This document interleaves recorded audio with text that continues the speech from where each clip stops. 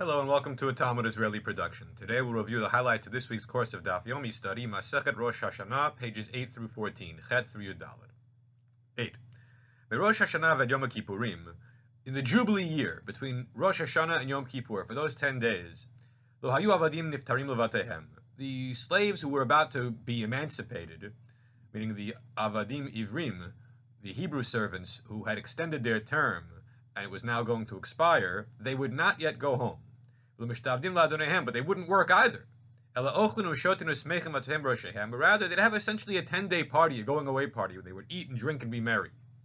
Once the Yom Kippur arrived, Taku Beit Din b'shofar, the high court would sound the shofar, Niftru avadim levatehen, and the servant population would go back to their families, and the ancestral fields which had been sold off return to their original owners, which is one of the key ingredients of the Yovel, is that property, real property in Eretz Yisrael that belonged to a certain family that was sold, is really not sold in perpetuity. It only lasts the sale into the Jubilee, and then it returns to the original family.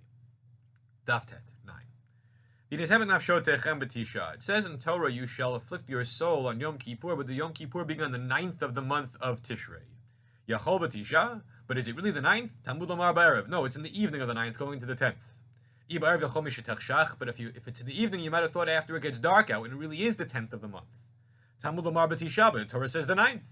Ha-ketzad, how do we reconcile this? Is Yom Kippur on the 9th or is it on the 10th? And when does it actually begin? Rather, it is on the 10th. However, you have to add some time from the mundane onto the holy, and therefore start your affliction of yourself of Yom Kippur while it is still late in the day on the 9th of Tishrei. Daf Yud. Rabbi Eliezer Omer b'Tishani v'Haolam. B'Tishani v'Haolam. Rabbi Eliezer said that in the month of Tishrei the world was created. V'nodu avot, and the patriarchs were born. U'meitu avot, and the patriarchs died. But Pesach nolad Yitzchak, but Isaac was born Passover time. But Rosh Hashanah nifkadas Rachel v'Chana, the barren female heroines of the Bible were remembered to have children on Rosh Hashanah, Sarah, Rachel, and Chana. But Rosh Hashanah yatzam Yosef beis ha'asurim, and Joseph left jail, his imprisonment on Rosh Hashanah. Rosh Hashanah batla avodah ma'avotim Mitzrayim, and our ancestors in Egypt stopped working for Pharaoh on Rosh Hashanah in Tishrei. However, B'Nisan, in the month of Nisan, 6 months apart from Tishrei, Nigalu, our ancestors were redeemed from Mitzrayim. But in the future they will be redeemed in Tishrei. Rabbi Yoshua Omer b'Nisan nivra ha'olam. However, that's all Rabbi Eliezer's viewpoint. Rabbi Yoshua says, in the month of Nisan, the world was created.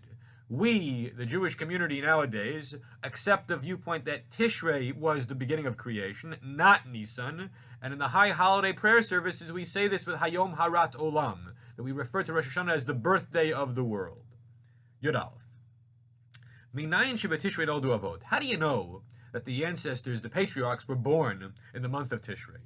Shneimar, as it says in the pasuk, Vayikalu al HaMelech Shlomo, they gathered unto the King Solomon, Kol Ish Yisrael, the entirety of Israel, B'Yerech HaEitanim, in the month of Eitanim, Bechag, on the holiday of Sukkot. Yerech Shnoldu Bo Etanei Olam. So why is the month of Tishrei, which has the holiday of Chag, of Sukkot, referred to as the month of Eitanim, the mighty ones? Because the mighty ones of the world, the patriarchs, were born in that month. Yud Bet. Hamudar hana'am echavero l'shana. Let's say you were to forswear any benefit from your fellow. You're angry with your friend, and you say, I'm never going to benefit from you, or you're never going to benefit from me.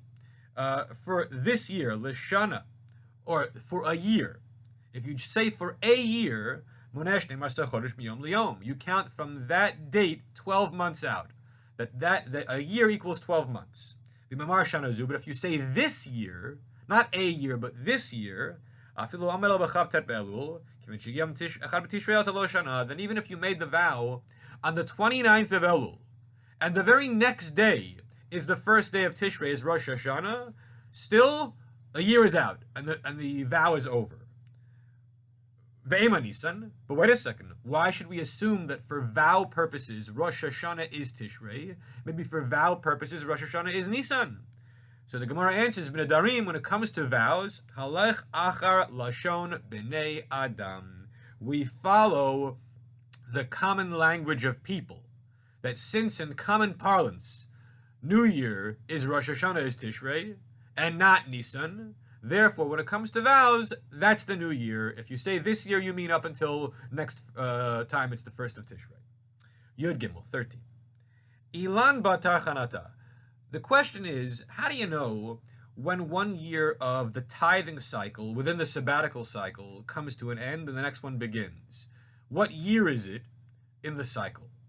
And this makes a difference because in certain years you have an obligation of Maaser Sheni, in other years you have an obligation of Maaser Ani. So when it comes to fruit of the trees, Batar Chanata, we follow the emergence of the fruit, the emergence of fruit. When it comes to grain and olives, we follow 1/3 of the growth of the fruit. And when it comes to yerek, vegetables, batar lakita, we follow when did you pick the vegetables. That these are the critical dates in determining the year of the sabbatical cycle. Yud Daled. Maaseh Rabbi Akiva, there was an incident involving Rabbi Akiva. Sheliket etrog be'echad b'shvat. He picked an etrog on the first day of Shvat. V'nahag ba'shnei isurin. And he observed 2 different maasers with respect to this etrog. Achat kedivrei Beit Shammai, v'achat kedivrei Beit Hillel. One in accordance with Shammai, and one in accordance with Hillel. Now bear in mind the following, that Beit Shammai says the New Year for the trees is the 1st of Shvat. Beit Hillel says the New Year for the trees is the 15th of Shvat. The question is, do we follow the halacha according to Shammai or to Hillel? Well, conventionally we follow Hillel. So why was Rabbi Akiva abiding by both strictures? To say that maybe it's the New Year because we follow the Aleph Tishrei, and maybe it's not the New Year yet because we follow 15th of Shvat. Rabbi Akiva, Gamari Stapale. Well, the truth of the matter is Rabbi Akiva was not interested in following Shammai at all. Rather, he wanted to follow Hillel, but he didn't know whether Hillel was of the view that it's Aleph Shvat or 15 of Shvat. And out of that doubt, he played it safe by tithing twice over on the same etrog. Everyone have a great week.